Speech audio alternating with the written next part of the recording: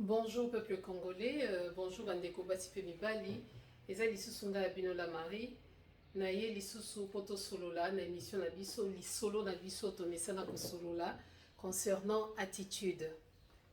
Merci pour na ba oyo balingaki, ba partageaki et ceux qui ont commenté, ba oyo pe ba pesa ki ba impression na bango pour na attitude numéro 15 au to silisaki dernièrement. Lelo na ye lisusu na attitude to solola lisusu parce que c'est notre pays. Ceux qui te salent en côté mutu souté à osala na place na biso. Yango lelo na ye na attitude numéro 16. Attitude numéro 16 to kolobela nini. Attitude numéro 16, je pense que nous allons parler na sepela qui en tout cas na lobela le 3P. Le peuple, le pouvoir et la puissance. To lobela na no 3P wana pona makambo oyo ezolekana na kati ya mboka na biso. Na ye lisusu, na zongi lisusu na pesi bino mbote, eza bino la Marie, to continuer na lisolo na biso attitude.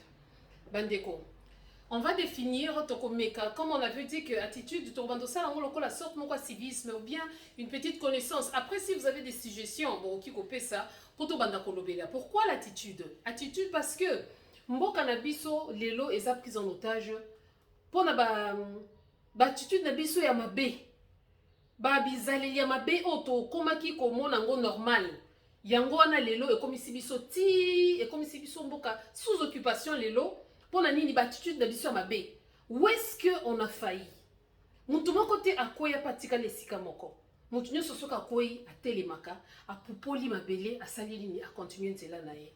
Mais attitude ya mutu wana tanga akoya ki puis soki atelemi akozala lisusu abandotambola keba keba pona nini akoya lisusu te parce que il y a toujours lieu de remédier une faute. Et dans la vie, il faut toujours avoir la force de recommencer. Guerrier à solo, ezate oya koyaka atika liwada non.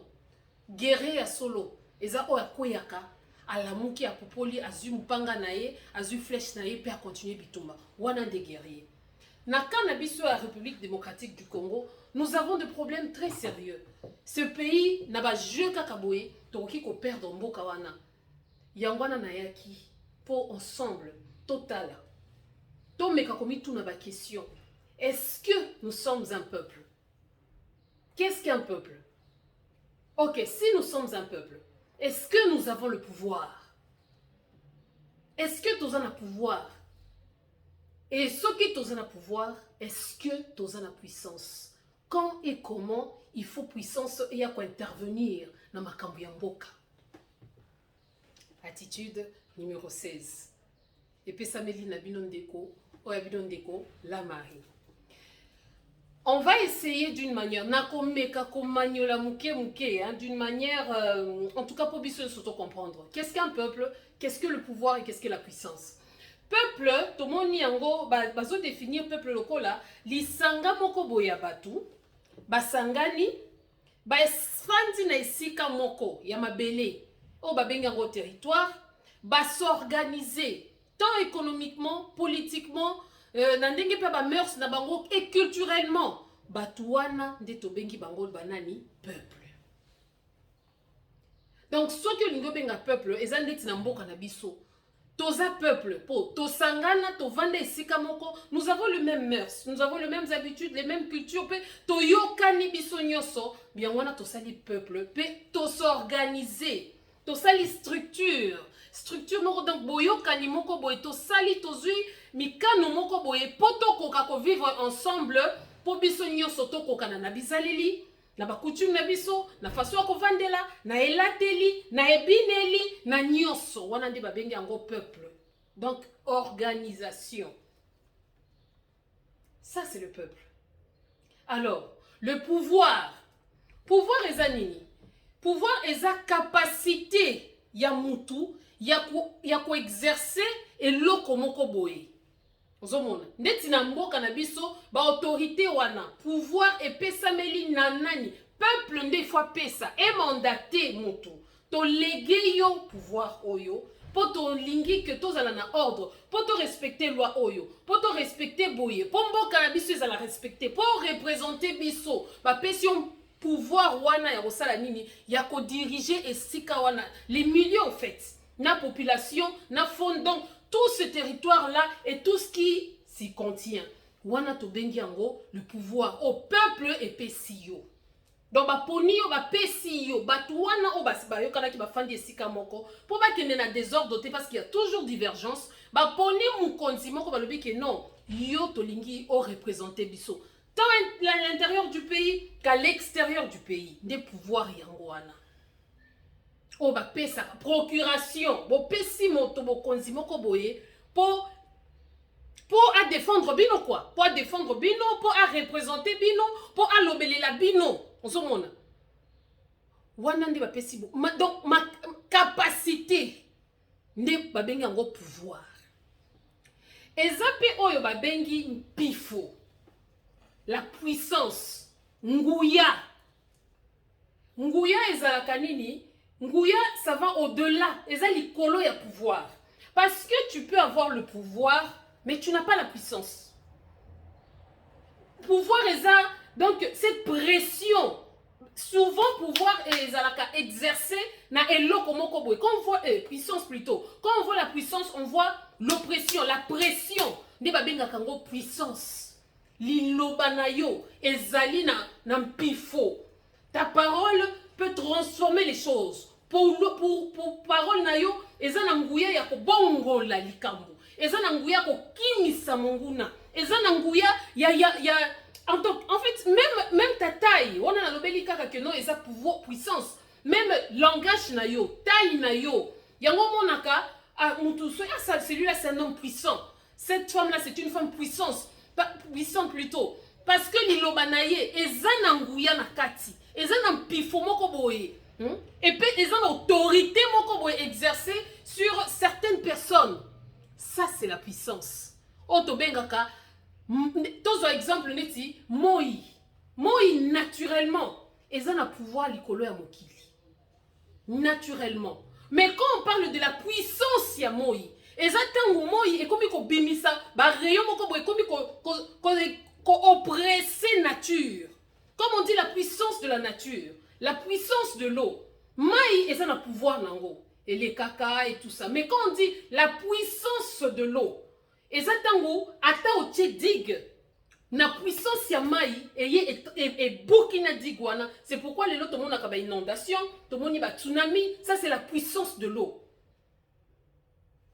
je m'explique puissance quand est-ce que puissance eza nguya o eleki pouvoir okoki kozala na pouvoir mais oza na puissance te tozwi ete exemple ya mai nazoki na exemple moko très banal po tomeka kocomprendre mai ekeki kozala wana mai ezali koleka mais soki mai pourquoi bazwaka basalaka courant bakenda kosala digue ou bien barrage na place mai ezokita na puissance makasi po esala courant esala en fait ebimisa comment l'énergie quoi dans la puissance il y a l'énergie ozomona na kati ya puissance énergie eza na kati eza pression moko bokomona courant esali nini ebimi esika wana sikoyo ka ya mboka na biso est-ce que d'abord toza peuple soki tozali peuple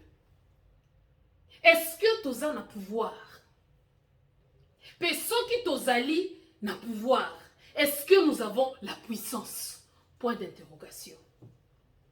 Kozala peuple, ezali koloba, na diversité, parce que dans un peuple, tozala kaka na ni mon côté, nous avons la diversité. Ndeti na mboka na biso, nous avons 450 ethnies. Toyokana, tovanda, to mesana, to sala ba mœurs na biso, donc et comme culture na biso, ne peuple na biso wana, to s'organisa. Politiquement, tout s'organiser, il y a un parlement, il y a un justice, il y a un nani social, des choses comme ça. Donc une organisation place batou, bazo ça la interaction pour la nini et pour faire évoluer cette société. C'est quoi biso? Est-ce que nous sommes un seul peuple? Toza le calamité, je pense que demain ou toza la date du 20 mai. Mobutu na 20 mai à l'Obinini a créé MPR, Mouvement Populaire pour la Révolution. La révolution, quand on dit révolution, on voit, en fait, ceux qui m'oualinga, c'est la révolution. Non, révolution, c'est la bandenge belé. Révolution, c'est la révolution économique, révolution financière, révolution, il y a c'est ça. Asali, MPR naïe. On avait vu Mobutu, comment est-ce que a dirigé qui MPR naïe, ou ezalaki parti État. Mutu nyoso azalaki na tangwana, azalaki na État moko. Mais, excusez-moi, baeli biso na makambo ya multipartisme. Na Mobutu, langage nezalaki tolingi Congo liboke moko. Papa moko, ekolo moko, parti moko mokonzi moko. Mais na coulisse ou na sima ezalaki na mutu moko ye pona ye batinda ye pa ya ba occidentaux. Il faut démocratie. Oui, na boye bande konangai. Et loko nyoso avant ko sala. Il faut yeba. Et loko nga nazolinga ko embrasser boye. Est-ce que on nazolinga ko yamba? Est-ce que kezala bien pour na mboka na ngai? Soki kezala bien pour na société na ngai? Soki kezala bien pour na peuple na ngai? Tondimi yango. Mais soki kezala bien te, même si ya nga na linga biloko la mode te. Oh eza la mode non. Okola de loko la mode, est-ce que bongisio? Est-ce que ke bien na nzoto na yo? Point d'interrogation. Bozo mona bande ko na ngai. Mobutu alobi lisanga moko boye na bona boye. Te balobi non. Il faut démocratie. Il faut démocratie. Démocratie et kokota Mobutu alobi que non, on m'a poignardé par le dos. Akitisi Mayami soit alobi comprenez mon émotion. Ma fille na munoko Amélie ngo kandingi wana. Pona nini ayebaki qui après moi c'est les déluges. C'est quoi les déluges? Ba te bele balobaka oh la kela mabe non. Ayebaki parce qu'il était oppressé. Oppressé par qui? Par décideur ya Chilombo. Décideur ya président africain. Qu'on appelle les grandes puissances. C'est quoi dites-vous? Pourquoi Babi Bengaka les grands pouvoirs té? Babi Bengaka les grandes puissances. Pourquoi? Parce que ils exercent la pression sur d'autres peuples. Neti awa kala mingi te, je pense que lelo ou lobby basala ki réunion na bango G7. Batouana nde bakozwela donc tant basala ka G7 wana yo za ko ronfler oza ko lala na yo mais bazozwela ba décision de konangai jusqu'à quand ata match yango hein ceux qui bazo sala match ezalaka match aller ou à gagner match retour bozongisi mais c'est qu'au peuple congolais jusqu'à quand ata mwana azalaka mwana muke et puis akoli bokomi ko benga majeur akomi kozope ba décision yé moko biso ti lelo tozalaka kaka ba mineur vraiment attitude na biso ndezo sala que non toyebite soki toza peuple tangu Mobutu bandaki koloba Congo moko parti moko ekolo moko mokonzi moko Félix alobite il faut to sala nini to kangisa lisusu ekolo nanu moko ekokite il faut to zwape Benyamurenge bazala pe na kati ba faire partie ya peuple wana parce que soki kaka bazlingaki kozwa mboka ndeti lelo ba zone onyo c'est en tampon ba zone nyo c'est en tampon ba Minembwe ba Bunagana ba zone wana soki ba Huchuru ba nyoso wana oyo lelo Félix apesi nango na EAC azoki ne lisusu ko senga ba misusu pe ba tunyoso basala ni baya kozwa bomoni te ke soki peuple wana o alobi Benyamurenge ba s'organiser ba sali structure ba vandi bazoloba munoko moko Kinyarwanda est-ce que bomoni te que ba komi pe peuple pe bango pe ba komi pe état donc tozo vivre un état dans un état. Ce qui s'est passé, Oyo, Mindele Basala qui kuna na Cisjordanie, ba créer Israël. Comme si ça ne suffisait pas pour créer Israël na kati Asie. Il faut peine Afrique, basala nini Israël na bango. Bandi konanga ito fongola miso. Si nous sommes un peuple, ndenge nini peuple mususu ekeki kozala inclus na kati ya peuple na biso, na kati na biso. Makambwana esa normalité. Est-ce que tu as un pouvoir? Peuple, ceux qui ont un pouvoir et agissent. Parce que le pouvoir, c'est quelque chose qui agit. Au ressentir que tel est un pouvoir. Moutou tel bonaboui. Ba autorité na bino. Ba chilombo. est-ce que baza na pouvoir? Ceux qui baza na pouvoir, mboka sikoyo, toza na besoin, kaka ya pouvoir, te tokomi na besoin, ya puissance, nguya mpifo. La puissance, toza na kati ya guerre. Est-ce que ce n'est pas maintenant que puissance sikoyo, il fallait qu'il sala nini emonana? Bino batu bopesa qui est mandat wana. Ceux qui peuplent, ceux qui réellement posent un peuple. Parce que même un peuple aujourd'hui, on peut dire que peuple congolais, nous sommes menacés. Est-ce que tu comme peuple parce que peuple wana ezolinga ko utiliser pouvoir nango pe puissance nango pour nini pour extraire biso tozala lisusu te. Mais congolais vandi na yo fati béton. Congolais vandi na complaisance ya koyamba ba assassin à lobby lelo bakomi ba santu. Congolais vandi na ya zokumisa batu. Est-ce que ceux qui peuple wana ezalaka na pouvoir pe puissance vraiment? Mutu lokola Gentini Ngobila akoki ko arrêter marche. Mutu moko awa kaka nani je sais pas qui était venu papa Zoya awa azo bina na ye. Mais c'est ce même Gentini criminel ya batu boma na yumbi. Mais lelo Gentini wana akomi na mpifo, akomi na nguya ya ko stopper tout un peuple pour na ko déplacer marche. Congolais téléma temituna soko zali peuple soko zali na pouvoir soko zali na puissance. Parce que la puissance ça s'exerce na la puissance de l'eau quand elle vient nyo se bukaka. Puissance il y a inondation et bukaka. Est-ce que tu es un peuple puissant, peuple congolais? Bande konangai. Et comme il tango, ils sont na tango te ya kolakisa oh non, nous sommes nani. Non, nous avons le pouvoir. Vous savez, d'ailleurs, on ne sait plus si on est un peuple, encore moins si on a le pouvoir et surtout la puissance des anangote. Pour na ba kontina bino ba na puissance te. Mais biloko o erandaka mokili mobimba puissant, ezana kati ya mboka na bino, ezana kati ya peuple na bino. Quand on dit que non les grandes puissances, Poutine est en train d'exercer sa puissance. Oppression. Je ferai ça. Vous dites ça, moi je ferai ça. Wanande Nguya. Et tous les peuples, Bazana Simanaye. À part certains traîtres pour Bazanga Kate. Bazana Simanaye. Mali, Goïta, il a un peuple, il a le pouvoir et il a la puissance. Yangwana Salini, Abengani Touba français, Nyoso, Kuna. Ça c'est un peuple qui a le pouvoir et qui a la puissance. Mais yo Congolais, est-ce que vous en avez le peuple? Bon, 21 ans, donc, en fait, ce que je suis en train de voir maintenant, je commence à sentir que dans chaque Congolais, en tout cas, moi, tribalisme, qui est Zali? Oyo, Ndekonabiso, Oyo, Machamu Menu, Oyo, Mpangina Munu, Oyo, Mutoto ya Mama, Oyo, Yangwana Bozo défendre ba criminel Nyoso. Yaba Mboka na bino, ya tuba province na bino. Comme s'ils ont besoin de vous. Hein? Parce qu'ils ont besoin de binote. Parce que linga bosela bango musala na bango et c'est fini. Oyo, mutoto Katanga, kwetu Katanga. Oyo, bangi na munu, babangi ya Vincent.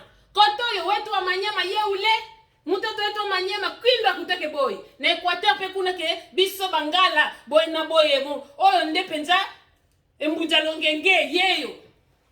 Mais vous vous dites un peuple.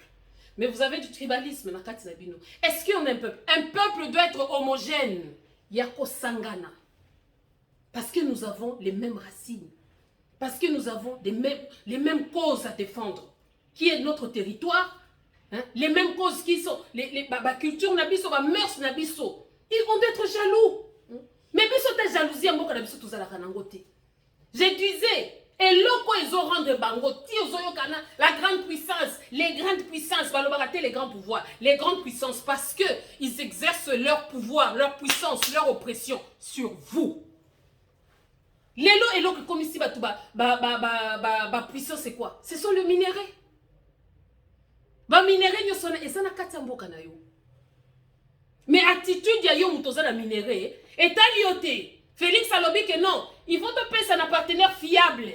Paul Kagame, yenda ko gérer uranium bien, yenda ko gérer diamant bien, yenda ko gérer coltan bien, yenda ko gérer boina boye. Peuple congolais. Et vous vous dites un peuple. Eza passe ningi. Zoa conscience. attitude ezalaka mpona koéveiller peuple to changer mentalité na biso. Bomba liboso nucléaire esalemaka oyo esalaka ya guerre mondiale uranium. Est-ce que yo moko congolais po eutaka na Congo oyebaka ke uranium esalaka ndenge nini tosalaki boye baoyo baye kosenga? Est-ce que tokoki kosenga bango mpe ke bango mpe soki topesi bango uranium ata bapesi biso mbongo te basalela biso mpe bombe kaka neti bango biso mpe tozala puissance atomique te? Bino bopesaka ya ofele bopesaka po bokende kolia bambwa na Arabie Saoudite pour que des koyiba, pour avoir des détournements. Mais vous, on est où? Est-ce que nous sommes un peuple?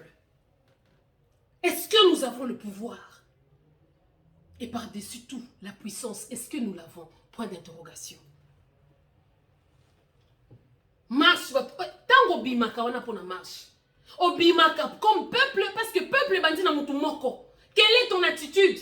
Je parlais avec une sœur, elle Singala Marie.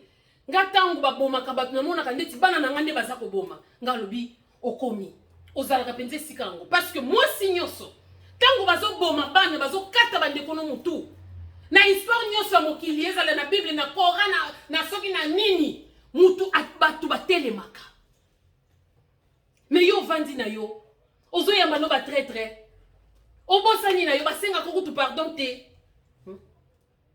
les traîtres au mobutu lobaki ils m'ont poignardé. Ndeba obosa na bango kaka. Ti lelo na assemblée, bamboso, bakengo, na bana na bango, bana ya. Et puis il faudrait que toyo canadien. Tant on a sala ka émission oyo, na sala ka na mutu nyoso. En commençant par moi-même. En tout cas, na lingé lokana e katana. À chaque fois qu'on parle de banaya, pour certaines personnes et jenaka bango. Et moi ça me retient pas. Hein. D'ailleurs ça me révolte. Parce que c'est ceux qui papa n'a pas de moyibi, n'est pas dénoncer biyibi nyo sote non. Mais ceux qui papa n'a pas de moyibi n'a pas de moyibi, leur vendre la kimia, pourquoi ça doit me déranger? C'était juste une parenthèse. Je ferme la parenthèse. On continue. Peuple congolais, il faut oyeba. Oza, makambo keke non, atambwa, toko voter kaka, atanani, ça doit finir. Ba complaisance soit là ya webe melibiso ba monstre otoza la bango lelo. Il faut voter une vote tu vas voter intelligemment. Pour la future, les ala bien. Yo liembongo lelo. Mais ma comme Félix azo nani, azo sala. Ezaka kapona lelo te. C'est pour toutes les générations. Moi kana soke kei. Bana na yo bakozane sikate. Mais autour de Katolo. L'Amérique c'est le paradis. Porte à sol les Andes de France. Ici c'est Londres. Ici c'est nini o kaka sonité yo moko na nozo kaka sonité oza na Belgique ozo bakeno mboka banoko noko na yo tata na azala ka soki mama na zaki Belgique so bombe mona ba Rwandais attitude maloba mike congolais na minito azali il faut atambola neti atambola na maki lelo les congolais ils sont insultés partout tellement na ba réseaux sociaux pona nini yo moko na no ofinga na ba congolais Congolais zala ka kaka boye moi nga ceux qui vont yina yo bandaka ko finga ba congolais na média au moins ndenge okozwa peza dose ya eni na nga ya bien ba congolais bazaka bo au téléphone oui on peut se dire ah vraiment attitude na biso pe ba congolais faut changer bonamo et ça congolais zala kaka boye congolais mais c'est quoi lelo ba komi ko finga ba congolais yo il faut mettre maboko ba communauté nyo c'est comment finga mais ce que tu ba comment congolais mi yibe ba kabelo mais chaque jour kozala kinga kati mais bakangi bino mi yibe ba kabelo o moni te ki bozana bino kaka bo mi pesa ka respecter valeur ce qui yo moko mi pesa balobi hein ba ko mesurer yo ndenge yo moko mi mesuraka ce ko mi pesa valeur te ce ko lobeli mboka na yo te si tu ne respectes pas tu n'es pas fier d'être africain ou africaine bande ko ngai o kozala lokola ba ko nyata yo koleka na kayansa kayansa kutu résistaka soko nyatie azali banga yo kozala neti poto pour ne pas citer d'autres matières. Complaisance, bilobela, bisalela. Un gentil ngobile, un assassin criminel. Ouais, mais ceux qui nous ont apesio, moi taille avantageuse, on a moulaï, hein. Ça la makasi pour la mayele.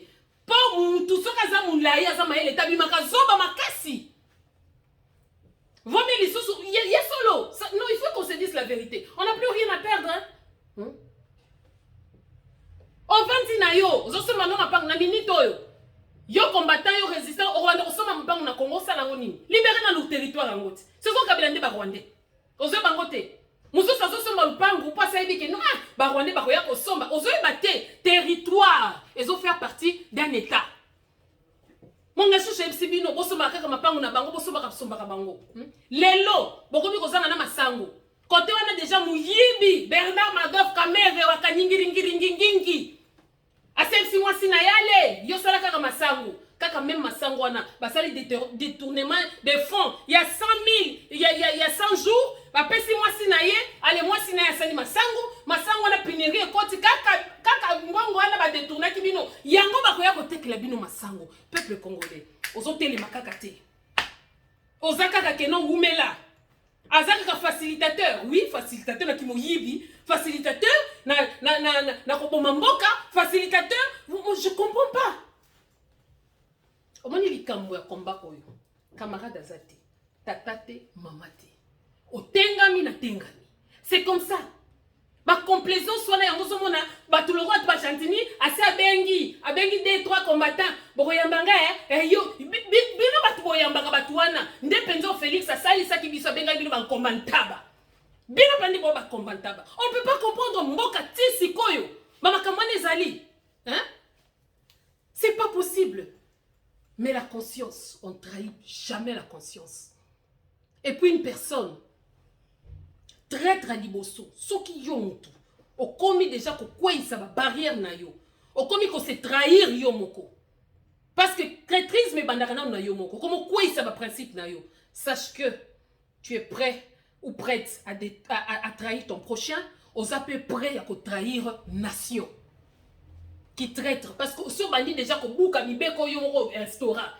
Oko trahir muninga na yo, oko trahir ndeko na yo, oko trahir mobali na yo, oko trahir mwasi na yo, oko trahir pe mboka.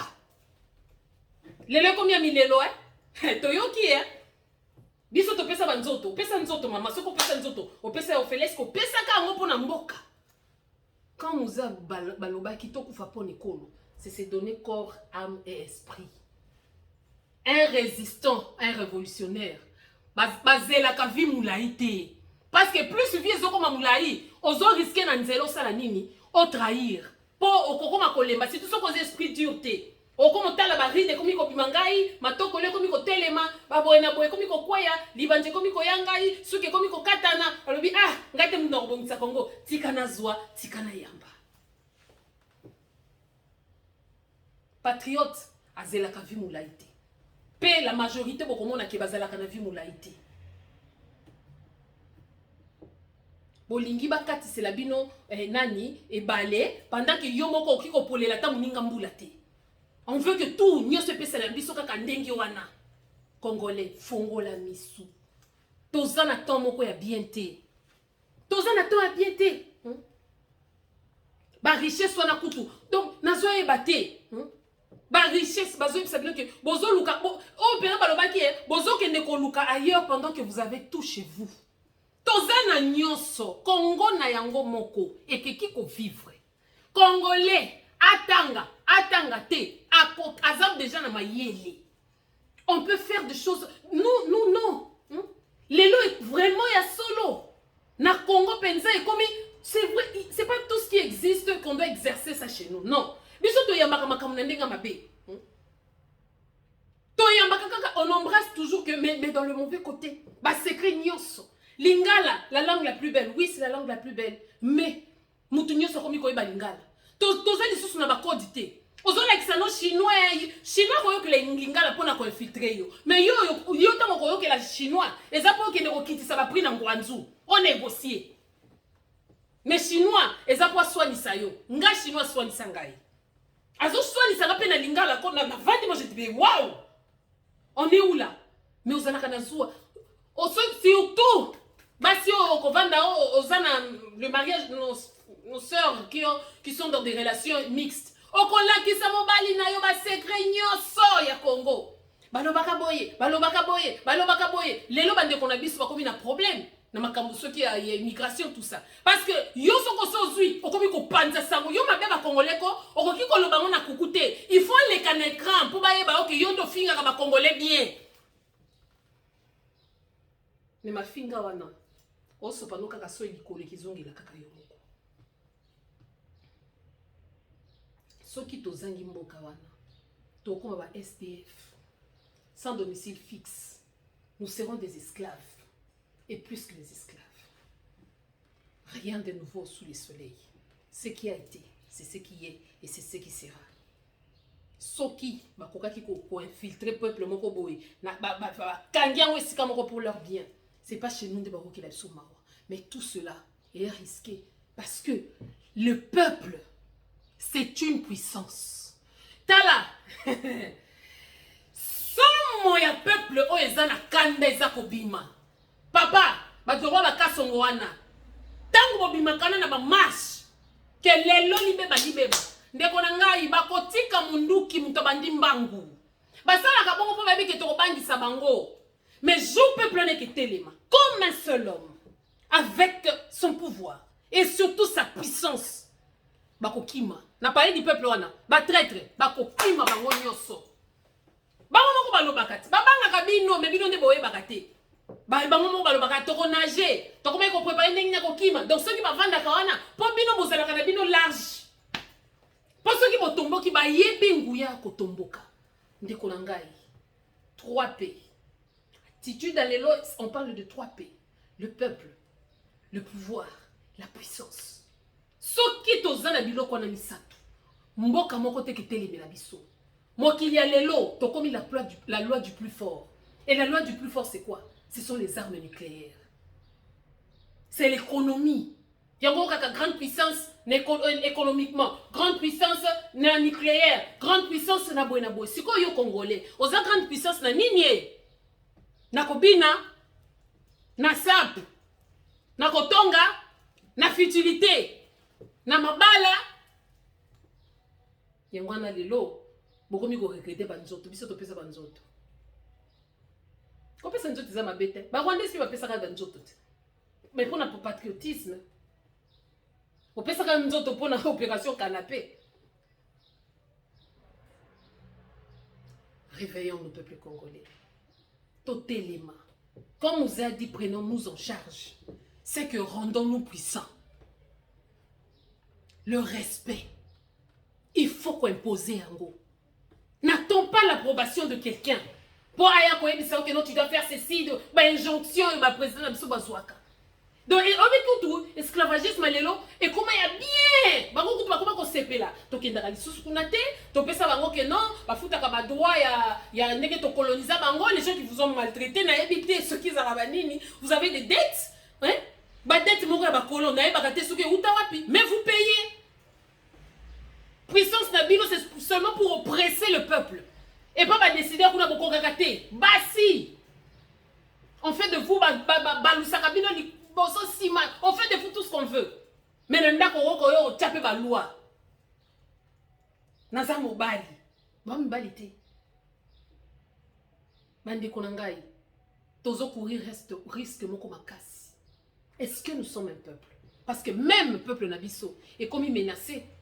Babane kona makamba mkemke, il faut tomaki ça. Kinyamurenge, Kinyarwanda, il faut qu'on ta 6e, comment c'est que 6e line, ce qui 5e line. Il faut tomaki ça. Il faut boyena boyer. Nos ancêtres, donc babana kana bino makamora mike.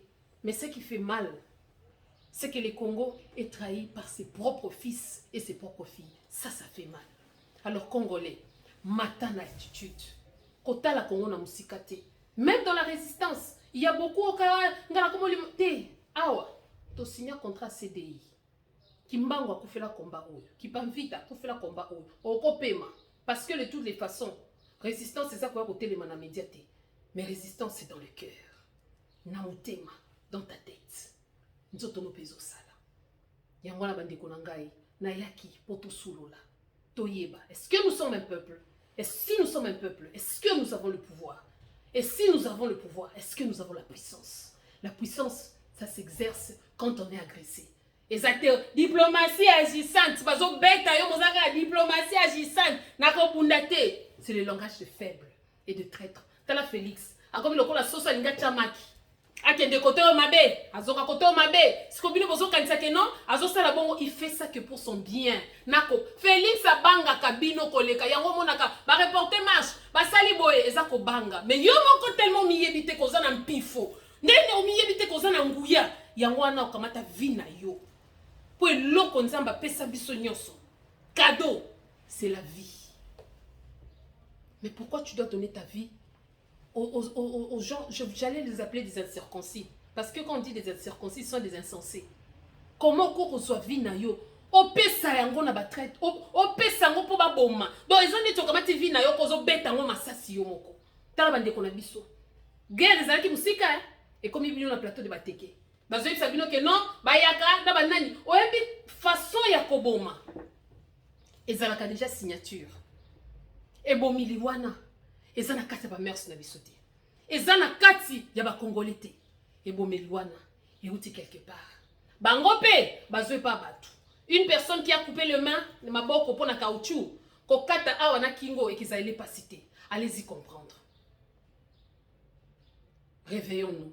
Le 20 mai, Mobutu Alobanini, Tolingi Congo, Ekolo Moko.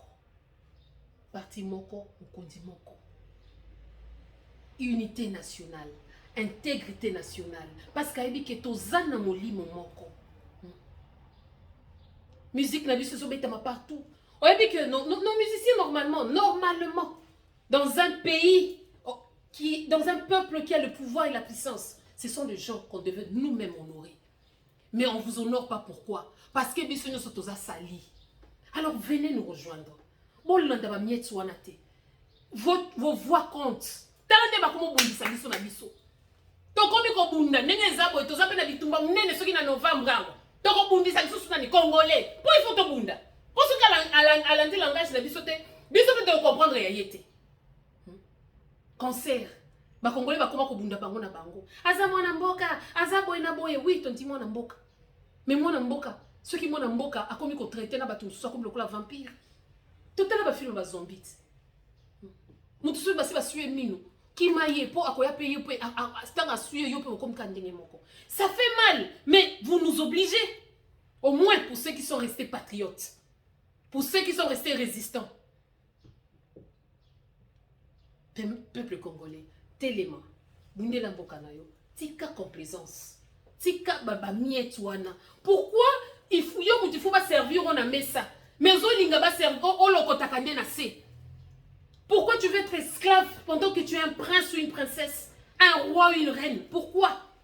Bozaka na zuwa ya bobino te. Zuwa kaka ya bobino. Parce que na bo danser tout ça penza danser. Tomi yeba. Soko mi yebo sanani. C'est pourquoi je parle toujours de l'estime de soi. Soko zan estime de soi. Oko mi pe sa valeur, oko pe sa pe moninga valeur parce que l'être humain c'est un être social. Alors société nous qui ça la bien. Oko c'est l'égoïste c'était. Pourquoi yeba que non netinga boy, nanga ba nyoso za na mbongo. Parce que les autres na mbongo, mutako senga munga zate. Dans le bien-être de tout le monde, il faut se pelisa yo. Mais yo soki ba komisi mutu yo siliki. So yala ki saka nini? O anu kaka complexé. Pe okozala pe kaka wana. Okozala pe kaka wana. Ba psychopathe. Tozo zela na commentaire. Po bino misala noka na commentaire, ba psychopathe. Réveillons-nous. Prenons-nous en charge. Quand vous avez dit prenons-nous en charge, ça veut dire qu'on kamata biso sous responsabilité na yo vie na yo ko pesa ngo pour souté. Biso moko tozwa yango. Batona balingi bisoté. Ces gens, ils veulent pas cohabiter. Bakomi tellement qu'ils ont vu que ba continue à facilité et sengona bango e komi que non, tozo esika nyonso. Parti kaka minemo ezo zela bango ezo se ça leur suffit plus quoi. Il faut tous appeler Kinshasa, il faut tous appeler Boye. Bah comme une sengo, pourquoi attitude na biso ya faiblesse, des autorités faibles qui n'ont pas le pouvoir et encore moins la puissance.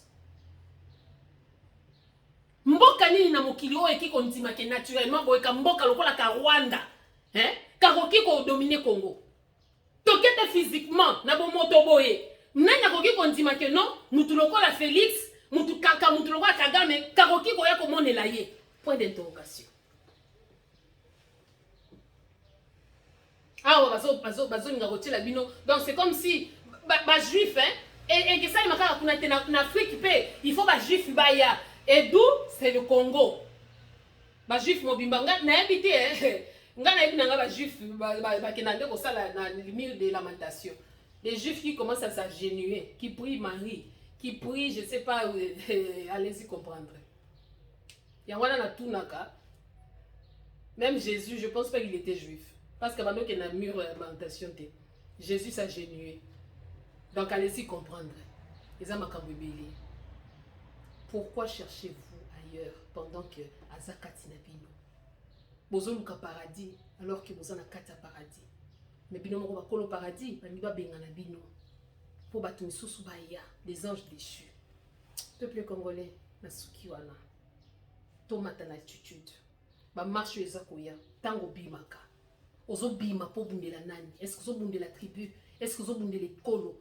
Même quand tu marches, nga tango na tambolaka. Na bendele na nga Congo na besoin kotala ngote, ya kolata ngote. Au moins, trop fier, sûr, rassuré d'être une Congolaise. Na fierté. Mais les gens, na mona na gade nete na Congolais, ozo sale la ngo fier non. Place ozo tonga Congolais, yo po vendre ozo yoka. C'est une honte. Côté Kamboka, eza na bandenge belé. Côté Kamboka, eza na bandenge belé. Na Congo sikoyoko, ata bolingo. Il faut ezala na mayele. Nyon se fait ezala na mayele. Donc vandi na mobile étranger penza donc aux hommes étrangers. Au betelinga secret mboka na binote parce que un homme comme un américain tu peux rester avec akoyebi sakayo ba secret mboka na yete. Parce que na mutu na ye, hayebi que non. Make American great again. Pour je suis la grande puissance. Donc, yo peso qui n'a pas grande puissance c'était Agnatio. Yangwano komona, obala mundele, ata fingi maman na yo, zaka komi kitisa. Et c'est le côté, boina bébé. Non, ça doit cesser. Dalila, asalaka grande sotote, parce qu'Aibaka, c'était du patriotisme. Ezala banguda na biso.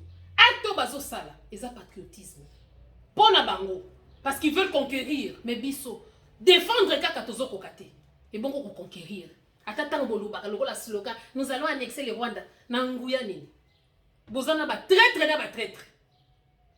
Je m'arrête par là. Peuple congolais. Yeba cause la peuple. Tika népotisme. Parce qu'au fin fond, comme on a même ici de la diaspora, tozo lobe la Félix. Mais peut-être il y a pire que Félix. Bazana kati na biso. Vote ezala na mayele.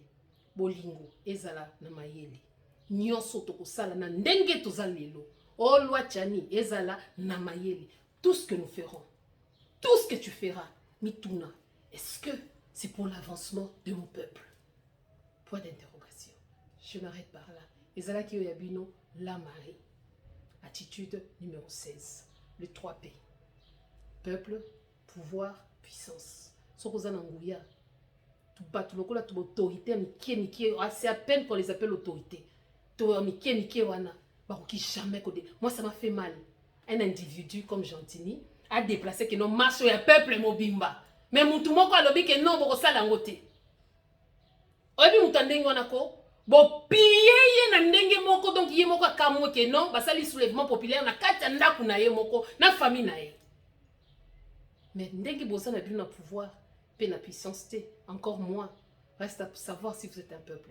Yango botika kabango, mais bango babanga kabino. Baye bakake jou boko telema comme un seul peuple avec votre pouvoir que vous les avez légué.